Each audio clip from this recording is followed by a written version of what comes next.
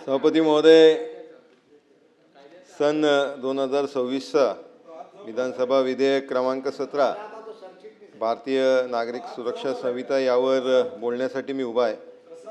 सभापती महोदय, काळ बदलतोय त्याप्रमाणे गुन्ह्यांची पद्धती पण बदलते आणि सातत्याने सरकारला त्या संदर्भात सुधारणा करणं हे गरजेचं आहे। सभापती महोदय, बदलत्या गुन्हेगारीच्या स्वरूपानुसार पोलीस दलाला आणखीन कार्यक्षम करण्यासाठी खऱ्या अर्थाने हे विधेयक सरकारने आणलं आहे। मी त्याचं स्वागत करतो। अनेक वेळा कायदा आणि सुव्यवस्थेची परिस्थिती निर्माण होते, त्यासाठी काही निर्णय तातडीने जागच्या जागी घेणं हे गरजेचं असतं। लोकांना त्या ठिकाणी ज्यावेळेस कुठलं चुकीच्या पद्धतीने घेराव होतो त्या ठिकाणी पांगवण्याची गरज पडते आणि त्या ठिकाणी कारवाई करण्यासाठी जर उशीर झाला तर मग आपण चुकीच्या लोकांवरती आरोप लागू शकतात। म्हणूनच लोकप्रतिनिधी या संदर्भात सूचनाही अनेक वेळा करत असतात।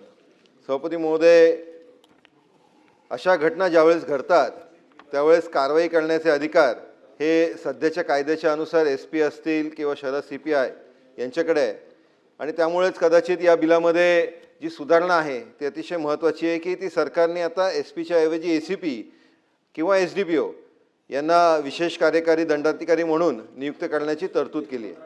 सभापती महोदय, या तरतुदीचं आपण सर्वांनीच खरं तर विरोधकांनी, सत्ताधाऱ्यांनी सगळ्यांनी मिळून सर्वच आमदारांनी या इकडे स्वागत केलं पाहिजे।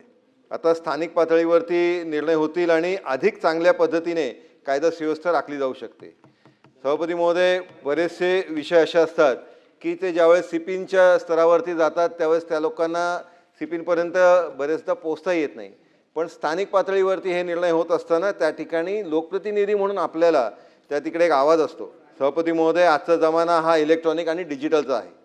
काही देश विघातक शक्ती हे सोशल मीडियाचा वापर करून आपल्या महापुरुषांचा अपमान करतात, काही लिखाण त्यामध्ये असतं। सभापती महोदय, अनेक उदाहरणं मी देऊ शकतो, पण मी मुद्दाम सभागृहाचा वेळ वाचवण्याचे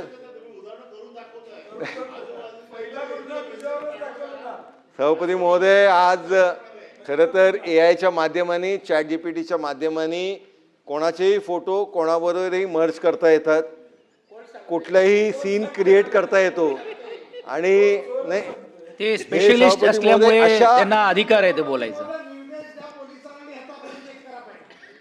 असे सभापती महोदय जे कृत्य आहेत यांना पण कुठेतरी आळा घालण्याचं गरजेचं आहे।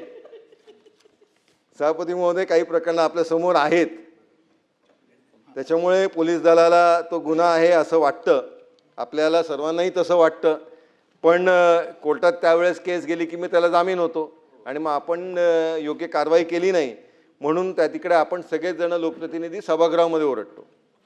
सभापती महोदय, सायबर गुन्ह्यांच्या बाबतीत हे सातत्याने घडतं।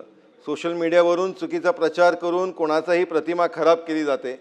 त्याचबरोबर सभापती महोदय, AIच्या माध्यमाने जे अश्लील चित्र आहेत ती प्रसारित केली जातात।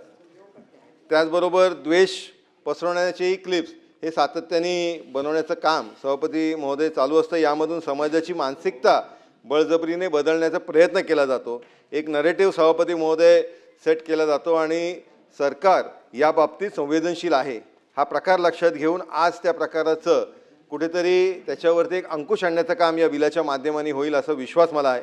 सभापती महोदय, एक मोठी लढाई आपण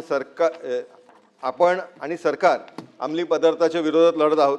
माननीय मुख्यमंत्री महोदय फडणवीस साहेबांनी अंमली पदार्थांच्या संदर्भात झिरो टॉलरन्सची धोरणं ही स्वीकारलेली आहे आणि त्या दृष्टिकोनाने पोलीस दल काम पण करत आहे, पण अंमली पदार्थांतील गुन्हेगार हे वेगवेगळ्या अंमली पदार्थाच्या आहारी जाणार ज्यांना टाकलं आहे ते वेगवेगळे असतात, काही चुकून गुन्हेगारी क्षेत्रात आलेले असतात, त्यामुळे त्यांनी जर चांगल्या वर्तणुकीचं काम सुरू केलं असेल तर त्यांनाही कुठेतरी आपण संधी दिली पाहिजे। काही लोकांना चुकीच्या याच्यामध्ये कॉलेजमध्ये असेल, नवतरुणांना याच्यामध्ये दिशाभूल करण्याचं काम केलं जातं, तर ही अपेक्षा या बिलाच्या माध्यमाने पूर्ण होईल असं सभापती महोदय मला वाटतं। यामधील एक तरतुदीबाबत मात्र माझ्या मनात एक शंका आहे, ती मी या इकडे मुद्दाम नोंदवू इच्छितो की गंभीर दखलपात्र गुन्ह्यांमध्ये प्राथमिक चौकशीसाठी 14 दिवसाऐवजी 6 आठवड्यांची मुदत देण्याचे सरकारने प्रस्तावित केलं आहे। आज स्थानिक पातळीवर अशी परिस्थिती आहे की अनेक गुन्ह्यांमध्ये पोलीस प्राथमिक चौकशीच्या कारणावरून FIR दाखलच करत घेत आणि त्याच्यानंतर तक्रारदाराला गुन्हेगाराशी समझोता करून घेण्यासाठी दबाव आणलं जातं. सभापती महोदय, मी एक उदाहरण यासाठी देतो की मुंबईतल्या पारस सोळंकी नावाच्या माणसाने सोनल संजय साळुंखे या तरुणीला कोर्टात नोकरी लावून देतो. त्याच्यासाठी तिच्याकडून 9,34,400 रुपये घेतले. या सोळंकीने बोगस कोर्टाचा स्टॅम्प पेपर तयार केला, बोगस नियुक्तीचे आदेश दिले, बोगस सह्या केल्या आणि नियुक्तीचे आदेश या तरुणीला दिले. पण कोर्टात गेल्यानंतर हे बोगस आदेश आहे हे तिच्या लक्षात आलं. सुरुवातीला तिने सोळंकीकडे पैसे परत करण्याचा तगादा लावला, त्यांनी दिले नाही. मग तिने चारकोप पोलीस ठाण्यामध्ये तक्रार केली. हिलाशी काय संबंध आहे? सभापती महोदय, याच्यामध्ये मी सांगण्याचा प्रयत्न हेच करतोय की जी आपण 14 दिवसांच्या ऐवजी 6 आठवड्यांची जी मुदत देण्याचं केलेलं सरकारने प्रस्तावित केलेलं आहे, गंभीर दखलपात्र गुन्ह्यांमध्ये प्राथमिक चौकशीसाठी 14 दिवसांच्या ऐवजी 6 आठवडे. आणि त्याच्यामध्ये पोलीस काय करतं की FIR दाखल करत नाही, चौकशीच्या नावाखाली सभापती महोदय वेळ काढला जातो. त्याच्यामध्ये आरोपीला कुठेतरी संरक्षण देण्याच्या दृष्टिकोनाने जो तक्रारदार आहे त्याला आरोपीबरोबर समझोता करून देण्याचा दबाव याच्यामधनं टाकला जातो. हे माझं सांगण्याचं या उदाहरणाच्या माध्यमाने सभापती महोदय प्रयत्न आहे. सभापती महोदय, या विधेयकाला पाठिंबा देत असताना हे 2-4 जे शंका मी प्रस्तुत केले याच्यामध्ये निश्चितपणे योग्य ते उत्तर शासनाकडनं येईल अशी अपेक्षा करतो. धन्यवाद सभापती महोदय.